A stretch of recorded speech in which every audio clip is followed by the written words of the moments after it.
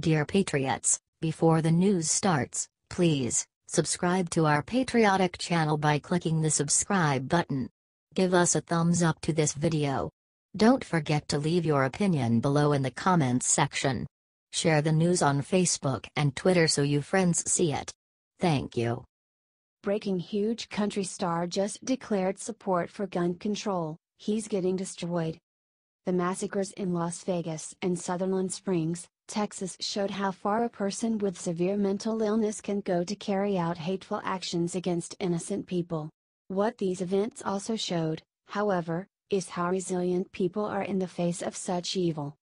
Instead of praising the gun owner who tracked down and stopped killer Devin Kelley in the Texas church shooting, Democrats have been using the tragedy as a cynical pretense to try and enact their pet gun restriction agenda.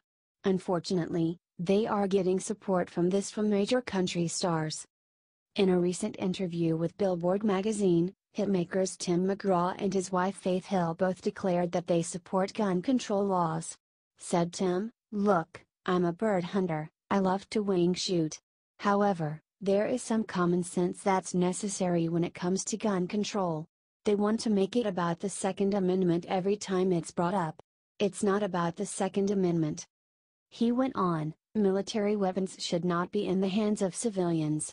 It's everyone's responsibility, including the government and the National Rifle Association, to tell the truth.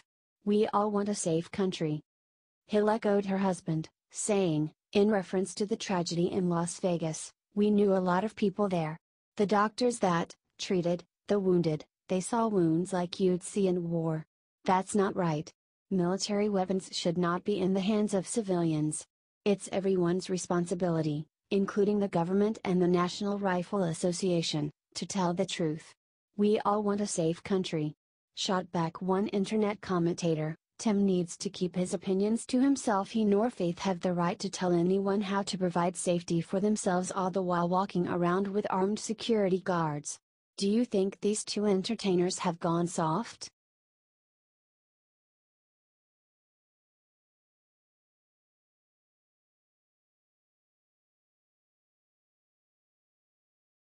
Famous pastor just refused to condemn abortion, will you boycott him?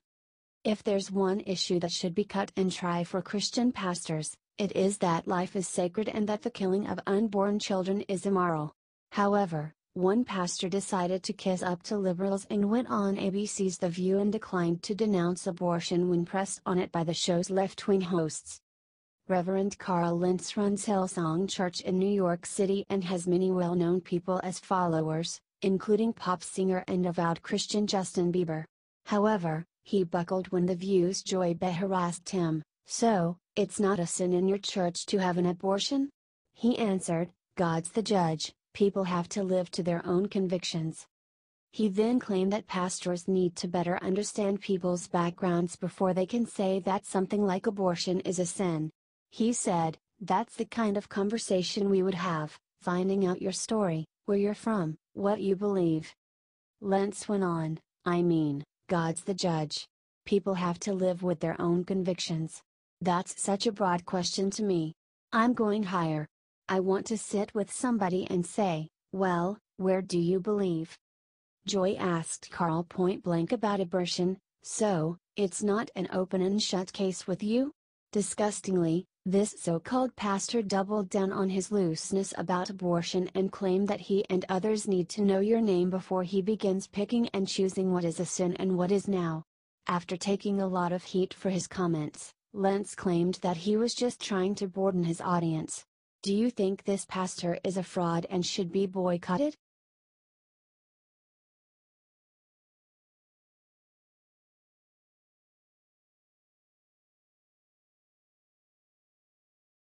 Breaking: Dem representative just proudly declared, "I don't believe in God," says politics has too much religion.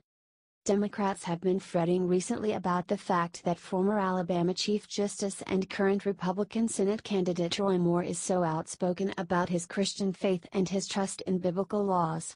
They clearly decided that they needed to make waves of their own.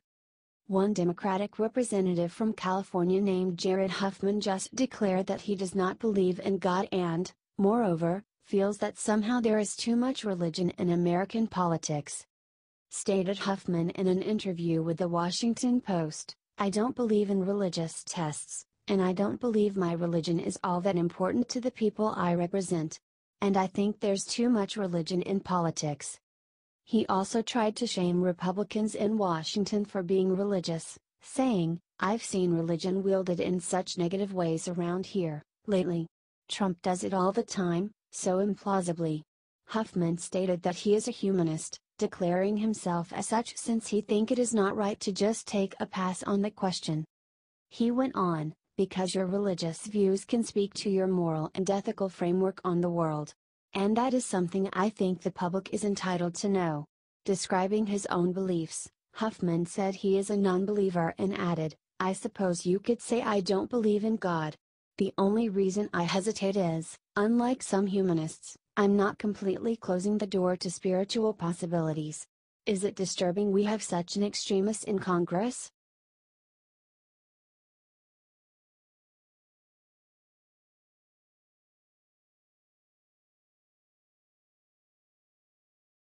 MSNBC's Reid compares President Trump to famous segregationist George Wallace. MSNBC and the mainstream media has compared President Trump to Hitler, ISIS, North Korea, the Soviet Union, and more. They do it so much it has become very casual and expected for them. In a recent interview, MSNBC's Reid compared President Trump to famous segregationist George Wallace without much explanation. "I think about George Wallace a lot when I think about Donald Trump. Is he comparable to Wallace or something different?" asked Reid to her guest, Lawrence O'Donnell. The Wallace campaign was about hate in both directions. It was about Wallace expressing the hatred of the other side that his voters felt.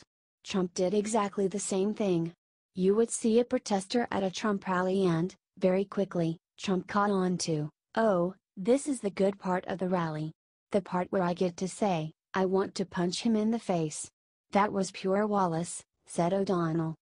O'Donnell is completely ignoring the fact that the average Democrat has far more hatred for the average Trump supporter than the average Trump supporter has towards a Democrat.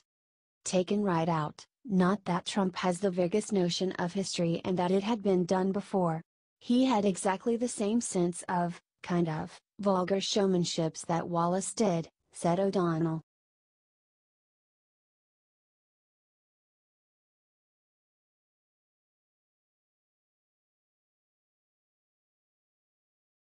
Judge Jeanine Pirro exposes why Trump supporters about to be in serious physical danger. The liberal hatred against President Trump and his supporters is getting more and more dangerous. But in a recent monologue, Pirro just explained why things are about to get much worse. "It's unlike anything I've seen in my lifetime." With conviction and an air of condescension, the left so hates Donald Trump and those who support him that they sanction the use of violence against them. "They are attempting to recast our legal system without authority to do so, without legislative sanction and without judicial intervention," said Pirro. To them, the use of physical and justified if they disagree with your politics. The very ones who call you fascist, and label themselves anti-fascist, or Antifa, are changing the rules, propagating a legal theory that is not only outrageously incorrect and affront to democracy, it's an outright attempt at anarchy, she said. Many conservatives have experienced violence against them just for supporting our president. YouTube star Blair White recently tried a social experiment where she walked through Hollywood with a "Make America Great Again" hat on.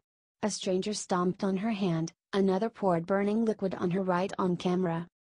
Are you sick of all the hatred against conservatives?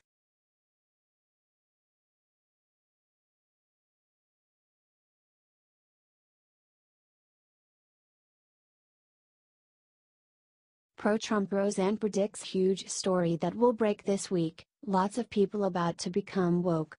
It surprised many that former liberal Roseanne Barr ended up switching sides and becoming a strong supporter of populist outsider Republican Donald Trump. However, since Roseanne herself comes from the same working class that she depicted in his hit sitcom Roseanne, she clearly understands how alienated regular Americans became from Democrats and establishment Republicans.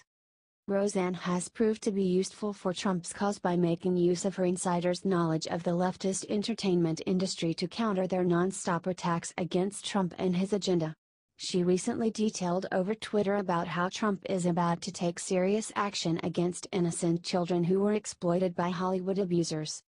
Wrote Roseanne, lots of PPL will become woke half this week. She added, Trump opposes child trafficking and knows exactly where the locos is. Not many PPL are brave enough to know, or remember or contain the information most blank out.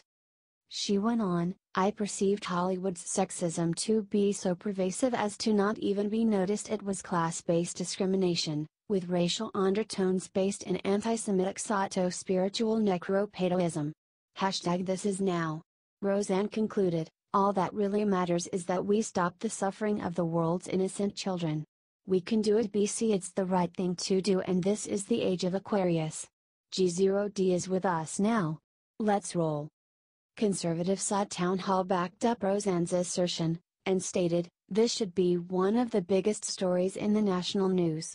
Instead, the mainstream media has barely, if at all, covered any of these mass pedophile arrests. This begs the question, why?